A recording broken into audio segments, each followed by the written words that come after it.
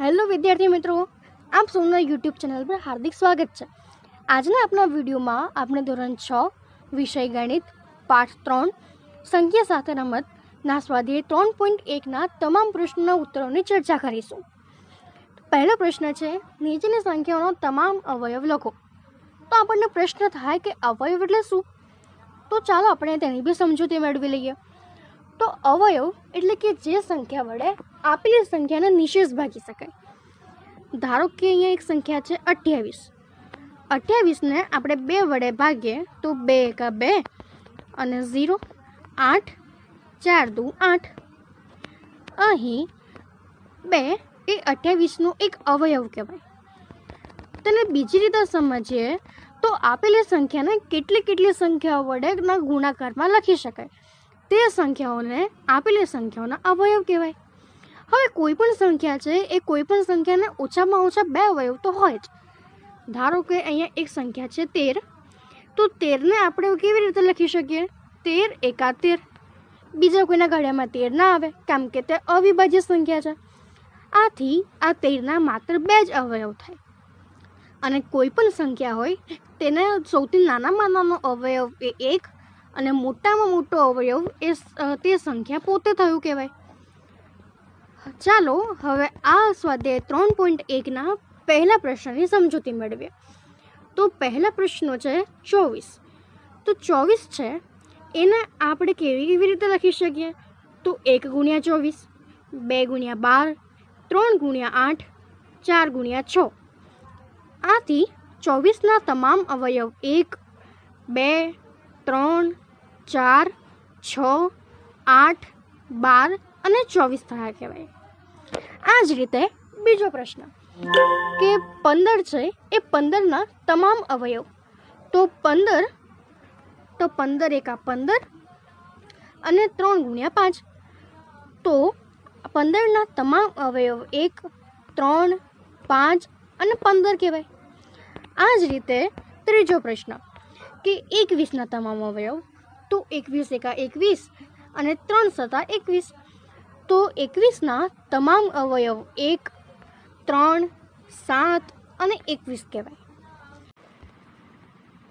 આપણો ચોથો પ્રશ્ન છે 27।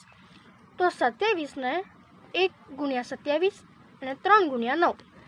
તો 27ના તમામ અવયવ 1, 3, 9 અને 27 થાય। હવે પાંચમો પ્રશ્ન 12। તો 12 એકા 12, 6 દુ 12 અને 4 તરી 12। તો 12ના તમામ અવયવ 1, 2, 3, 4, 6 અને 12 પોતે થાય। આ જ રીતે છઠ્ઠો પ્રશ્ન 20। તો 20 એકા 20, 10 દુ 20 અને 4 પંચા 20। તો 20ના તમામ અવયવ 1, 2, 4, 5, 10 અને 20 થાય। આમાં સૌથી મોટામાં મોટો અવયવ 20 અને સૌથી નાનામાં નાનો અવયવ 1। આ જ રીતે સાતમો પ્રશ્ન 18।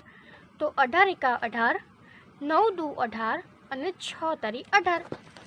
તો 18ના તમામ અવયવ 1, 2, 3, 6, 9 અને 18 પોતે। આ જ રીતે આઠમો પ્રશ્ન 23। તો 23 છે એક અવિભાજ્ય સંખ્યા છે, તેથી તેને માત્ર 2 જ અવયવ હોય। કયા કયા? 1 અને 23। હવે નવમો પ્રશ્ન છે 36। તો 36 એકા 36, 18 દુ 36, 12 તરી 36, 9 ચોક 36 અને 6 છાય 36। તો 36ના તમામ અવયવ 1, 2, 3, 4, 6, 9, 12, 18 અને 36 પોતે।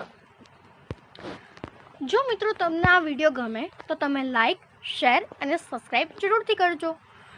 હવે આપણો બીજો પ્રશ્ન છે કે પ્રથમ 5 અવયવી લખો। હવે પ્રથમ 5 અવયવી એટલે શું? તો પ્રથમ 5 અવયવી, ધારો કે એક સંખ્યા 3 છે અને 3ના પ્રથમ 5 અવયવી લખવાના છે। તો તેના પ્રથમ 5 ગુણિતો એટલે તેના પ્રથમ 5 અવયવીઓ, એટલે કે 3 એકા 3, 3 દુ 6, 3 તરી 9, 3 ચોક 12 અને 3 પંચા 15. અહીં 3, 6, 9, 12 અને 15 એ 3ના પ્રથમ 5 અવયવીઓ કહેવાય. તે જ રીતે આપણે આ પ્રશ્ન 2ના તમામ પ્રશ્નોના ઉત્તર મેળવીશું. તો ચાલો, આપણો પહેલો પ્રશ્ન છે કે 5. તો 5 એકા 5, 5 દુ 10, 5 તરી 15, 5 ચોક 20 અને 5 પાંચું 25. તો 5ના પ્રથમ 5 અવયવીઓ 5, 10, 15, 20 અને 25. તે જ રીતે બીજો પ્રશ્ન કે 8ના પ્રથમ 5 અવયવીઓ. તો તે માટે 8 એકા 8, 8 દુ 16, 8 તરી 24, 8 ચોક 32 અને 8 પંચા 40. માટે 8ના પ્રથમ 5 અવયવીઓ 8, 16, 24, 32 અને 40 થશે. તે જ રીતે ત્રીજો પ્રશ્ન કે 9ના પ્રથમ 5 અવયવીઓ. તો 9 એકા 9, 9 દુ 18, 9 તરી 27, 9 ચોક 36 અને 9 પંચે 45.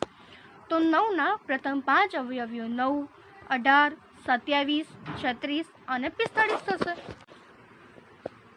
હવે ત્રીજો પ્રશ્ન છે કે ઊભી હરોળ 1ની સાથે ઊભી હરોળ 2ની સરખામણી કરો. તો ઊભી હરોળ 2માં પહેલો પ્રશ્ન છે 35.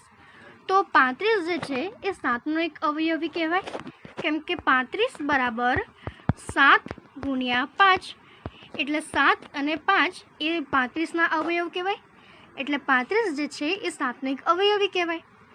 બીજો પ્રશ્ન છે 15.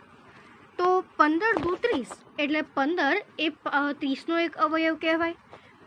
16. તો 8 દુ 16, એટલે 16 જે છે એ 8નો અવયવી કહેવાય.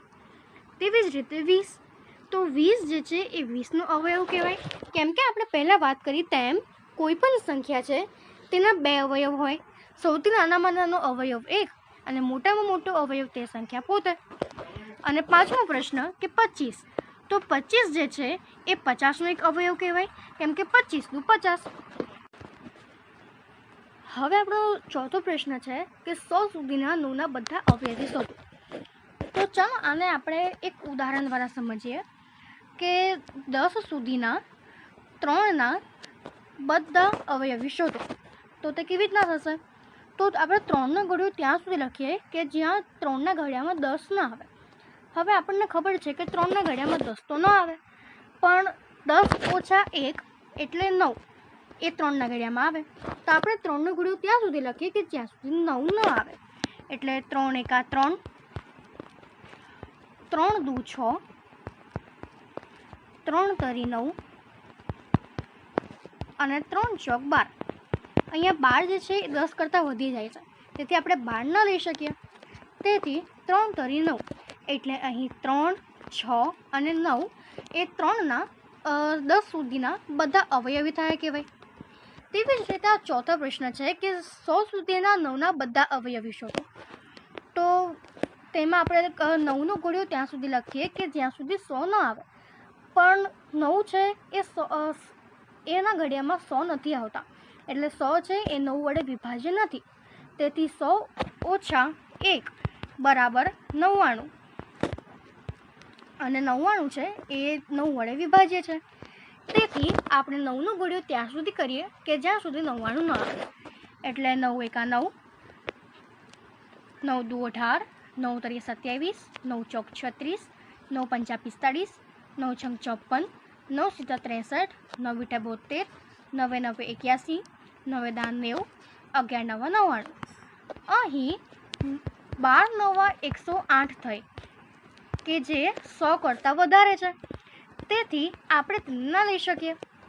તેથી 100 સુધીના 9ના બધા જ અવયવી 9, 18, 27, 36, 45, 54, 63, 72, 81, 90 અને 99 થશે.